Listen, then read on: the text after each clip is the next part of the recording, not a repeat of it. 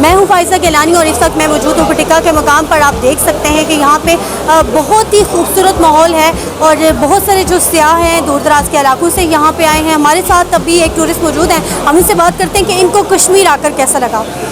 जी अस्सलाम वालेकुम।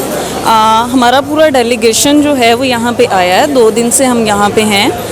लेकिन आज का हमारा यहाँ का जो इन्वायरमेंट है हमने देखा वो बहुत अच्छा है और हमने बहुत इंजॉय कर रहे हैं यहाँ पे मुज़फ़्फ़राबाद की निस्बत जो इन्वायरमेंट है, जो वेदर कंडीशन है वो भी काफ़ी मॉडरेट हैं और यहाँ पे आके हमें बहुत अच्छा फील हो रहा है। ये बताइएगा कि आप जो बाकी लोग हैं उनको क्या पैगाम देना चाहेंगे कश्मीर के? मैं सभी को यही कहूँगी कि यहाँ के लोग बहुत ज़्यादा फ्रेंडली हैं, सारे यहाँ पे आएँ और अगर उन्होंने वाकई ही नेचुरल ब्यूटी को एंजॉय करना है यहाँ पे आएँ और आके देखें कि यहाँ पे बिल्कुल ये अगर कहा जाता है कि ये जन्नत नज़ीर वैली है तो ये वाकई ही है।